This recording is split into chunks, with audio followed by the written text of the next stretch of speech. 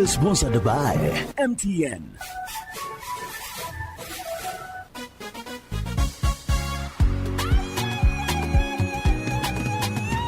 You used to tell me that I don't make you happy.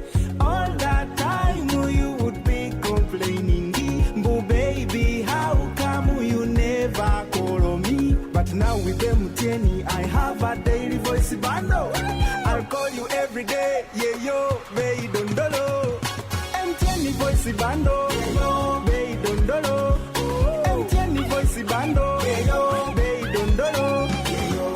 MTN voice bundle neza bei dondoro okutera network zona tungada chika 25 arshirinjira 10 zonka nyigasta emwe not star ibiri emwe hash otoraneho daily bundle ninga kozesa my MTN app ogambe aha bei dondoro aha kuba kuturi kugamba hamwe twine kizibira MTN enkora n'obushosholeke nibikuratirwa MTN nerebera rw'ekitongole kya Uganda Communications Commission. Abantu nyana bakibale Kagadi Kakumiro na handi hona mutabaruke habwokuba tyansika arguza egabude obone baletera mibazi yona eyabusireyira ikaranogya Kampala manya Kenya manya Dubai nogitoza hati nurekeraho genda bugenda mu batyansika arguza yona emibaze roho okukebera omubiri gwono kamanya na kyorwaire byona byabusa iwo kwenda kukebera computer kwigula ebinywa kandi inyo bakasitoma babo abakuru inyo bakubahereza special care bakusubuza green tea habeya y'omusubuzi okuterwa mutwe kuterwa mutima ekiriroliro mu mubiri kuruma no kuzimba ebigere ulcers hanija sukari pressure kusanyarara omusujja ogutakira kurumwa mugongo kuruma munda amani geksaija nage kazi toine iwo karwara amaino habokwane oboka bakuletera ombazi gwa amaino ogubakweta high quality toothpaste bakusemereza buhereza high hinaiwe buli kya baraza babaho nyamarunda town council hasanyuka bar and lodge ekandi kuruga kya kabiri kya kasatu kya kana kya katano kya mukaga hamuna kya sande babakaruguza ha office zabu enkuru ha muhanda gwa kikada waruga ha stand big bank hakona house ne kyapa kibahoja kwa no kirora genda nakasenti kogule mibazi niko bakwijanja bokire abokumanya bikiraho baza nabo ha 0786 13 04 00 na 0740 95 10 23 yanshi together we share. For how Chinese bantu baingi muno ohulira kyansimba hano nkwata hamugongo ekifuba kikulemera oburumi munyingo mu baitu hati wekwata ba for how Chinese banu ni bayijanja banokira kimo ebirwaire no biraga nenkoro yawe yekikugu baine byoma ebya meridian therapy nibikonyera okwigula binywa kutereza emigongo alinywa bakusasa nibakumara mu busase bona bwino munyingo hati nywa bakuzimbe bigere mugende mubayikire nibakora handwereza maiso nibajanja basukali harusazi okwetaga kusara size okendeza omunyeto gwine oyinekizibu kyo kusanyarara hamuna inywa abateirwe stroke niba batereza ni mugaruka okurungi muno abafo how Chinese hano mukaruguza basange muhanda gwa kizizi ogugenda ha vision hakyombeko kyakona house hayi ichundiro lya magiteri yaka opposite Millennium Guest House rundi baterera namba ze simu 0 kinana na mnana msanju na msanju asatu na mnana na 0 mwenda nkaga na ibiri kinana na isatu anna nemu for how Chinese hamuno bwijanja byo burungi.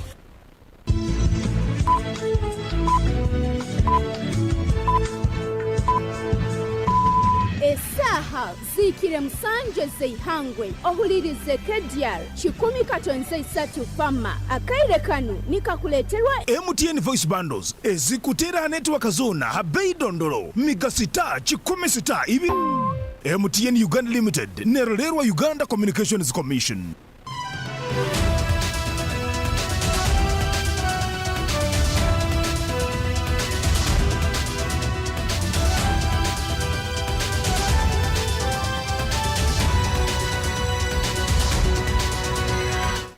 A very good afternoon. It is exactly 1 p.m. My name is Deo Asiimwe. Now, take you to the news in detail. The Kibale outgoing Resident District Commissioner RDC Godwin Angalia Kasigwa has commended the lobbying capacity and the commitment of Kibale District members of parliament, led by Finance Minister Matia Kasaija, which he says has enabled great development in the district. He made the remarks while speaking during the handover function which was held in the office of the RDC at the Kibale district headquarters yesterday. Godwin Kasigwa was transferred to Terego district and replaced with Stephen Biaruhanga Mfashingabo, and his deputy Caroline Kasaija Muyambi was transferred to Kampala Machindi and replaced with Godfrey Kamagara in the recent reshuffles. RDC Kasigwa says that during his service in the district area, local leaders and legislators have managed to lobby most of the big projects that were constructed and those that are ongoing, noting that this was through the good coordination and relationship together with the district leaders headed by Godfrey Mwonge Kasanga, the Kibale district local council chairperson.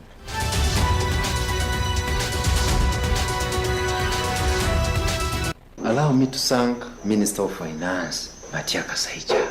That man is the cadre of NRM. He's a good person of NRM. He knows what to do. He's committed to implement the original historical aim of NRM. I really thank you, Honorable Minister Kasaija, for supporting this office and for encouraging us. The MPs, my brother, Dr. Emily Kugonza, very down to us, the women member of parliament, pro-people person. My brother is the district chairperson, is my real brother, down to us. My cow. These are the people who welcomed me. The road network is very good and people are happy with government. We have several projects which are running. We are constructing schools, water supply system, the media front end. Thank you for publishing government program and supporting this office. Meanwhile, Caroline Kasaija Muyambi commends transformation among locals in the district, especially fighting food insecurity, economic empowerment and road network, attributing it to the efforts of the area local leaders. I remember when I came here with the RDC Mbabazi, there was no road, no water. Those who remember when I was here, we were actually stuck from Mubende to Kagadi. No water, no electricity, no nothing. Even the people's mindset were not as it is now. People were thinking in the culture where abanyoro tubakwenda kora, tubakwimuka kara. There is total peace here, and you'll see it because here you will sleep comfortably day and night, which is not in Kampala and other places. There is political stability. What I know here is predominantly NRM. So we need to maintain the Kawsa, and I have no doubt we have economic stability. Abantu bakibare tubakine enjara tukagihaho ya Afurika yagireta yagenda. Stephen Biaruhanga Mfashingabo, the incoming resident district commissioner, pledges for hard work, especially in regards to promoting government programs and work with the district leaders in sensitizing the local community for prosperity. Kasaija, for you don't know him. He's a historian. Studied with the president. And he's the longest minister of finance in this country. He's a cadre. This is his government. In your band to Israel, but you don't know what these people went through. No one is recording an avant in UN. Naba media nja kora nayo. Nja kugezaho nanyo kufitinga mu bigere ebyangariya, mu bigere bya karo, kandi nyo njaga kubehanuzaho muno. Abo kuba tinkwenda nkole kubi nibatandika ku comparinga nayinywe abo ibi birundi ebinkozere. Crossing over to Hoima, top clerics in Bunyoro sub-region have intervened in the ongoing leadership crisis within the Bunyoro-Kitara Kingdom. Religious leaders yesterday held a closed-door meeting involving the Babito, the ruling clan, Andrew Byakutaga, the embattled Kingdom Prime Minister, the Royal Commission, and other Kingdom officials.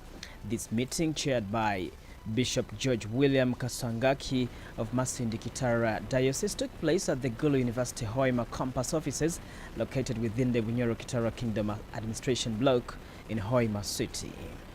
Bishop Kasangaki, speaking after the meeting, stated that the top religious leaders in the region had sanctioned the meeting between the warring parties in response to the escalating leadership crisis within the kingdom. He emphasizes that as religious leaders, they must promote peace and cannot allow the situation to worsen further.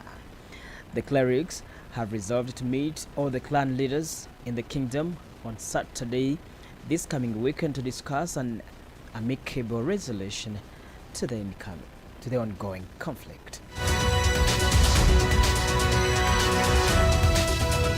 I have met the Royal Commission, met the Babito Executive and the Kingdom Management. This meeting has now referred us to another consultative meeting with the clan heads, whom we will be meeting on 21st this month, September. Our concern that led to all these meetings are to ensure that we resolve the disputes that are taking place in our kingdom. We want a kingdom that is settled so that we can forge ahead in development. Without being peaceful, when the kingdom is not at peace, then we cannot even develop. So we expect that when we meet, it depends whether we resolve things on 21st or there will be other things, we shall let you know again. But we had a good meeting, including even the Katikiro, the Royal Commission, the kingdom officials.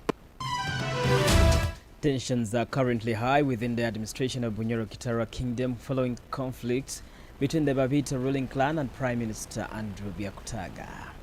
Earlier this month, the Babito clan dismissed Byakutaga and appointed an interim cabinet led by the interim Prime Minister Dr. Baltazar Kiamanywa Kasirivu, which sworn in last Saturday at the residence of the Chief Prince, the Okwiri, in Hoima City. Bishop Kasangaki has urged the kingdom's subjects to remain calm, assuring them that a solution to the leadership crisis is being sought urgently following the intervention of the religious leaders.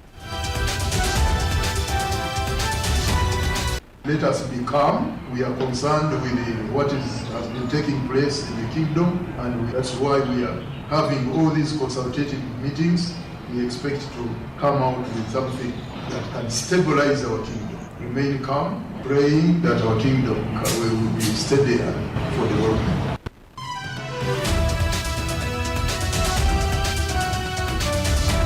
Now, putting that aside, Kabarole district health officials have reported that a total of 298 people living with HIV/AIDS have abandoned their antiretroviral therapy treatment, sparking concern over the high risk of continued transmission. According to Catherine Kemigabo, the Kabarole district HIV/AIDS focal person, any of those who have abandoned the treatment are unaccounted for, with suspicion that they may have died, relocated without notifying health officials, or are in the community avoiding medication. Kemigabo says that discontinuing treatment presents a significant risk of transmission and affects an individual's viral load suppression. She notes that from January to March this year, the district had 8,893 people in care, while from April to June, an additional 165 people tested positive for HIV/AIDS.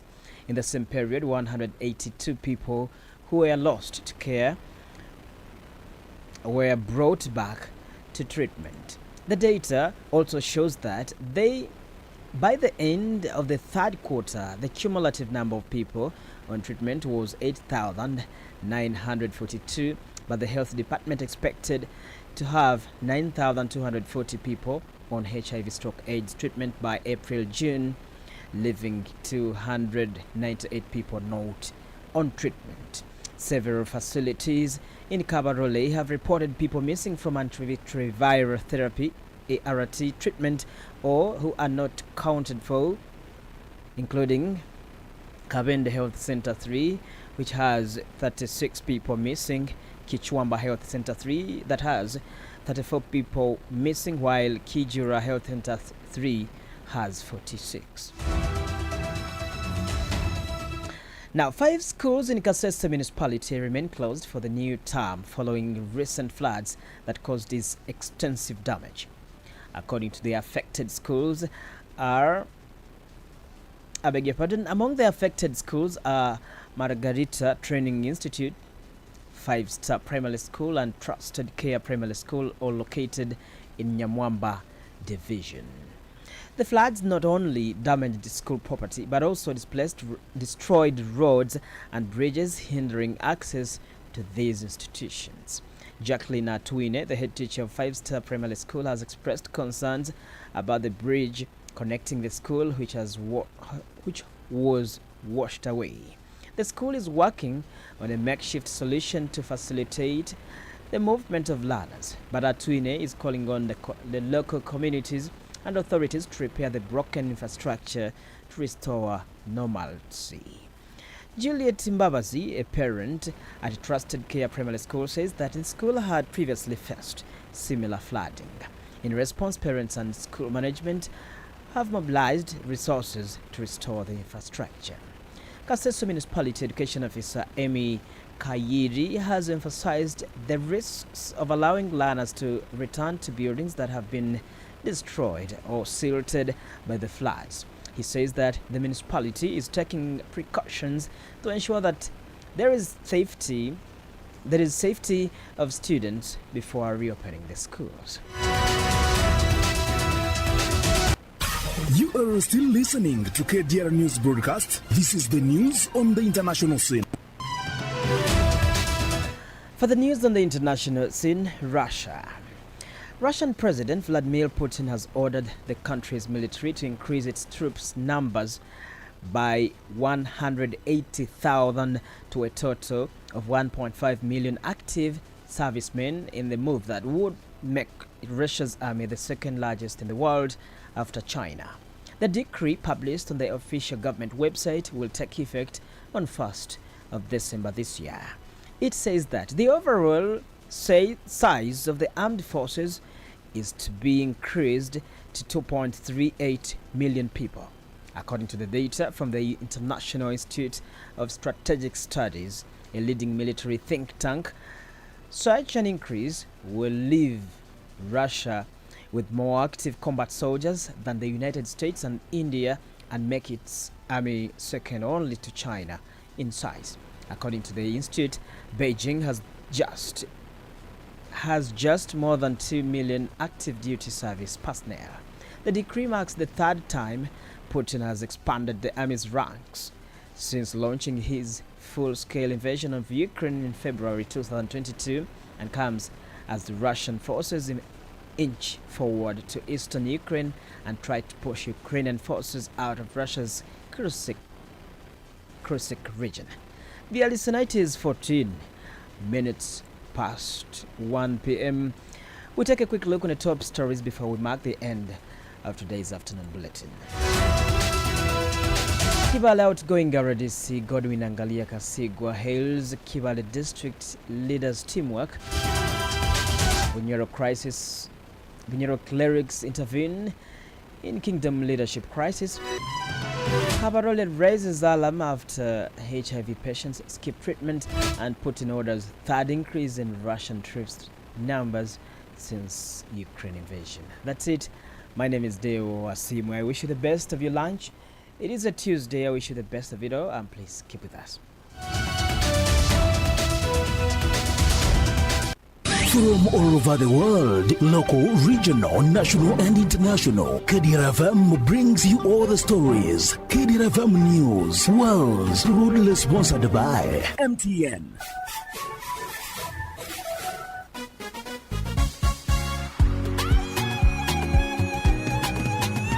You used to tell me that I don't make you happy. All that time you would be complaining. But baby, how come you never call me? But now with MTN, I have a daily voice bundle. I'll call you every day. Yeah, yo, baby, don't know. MTN voice bundle. Yeah, yo.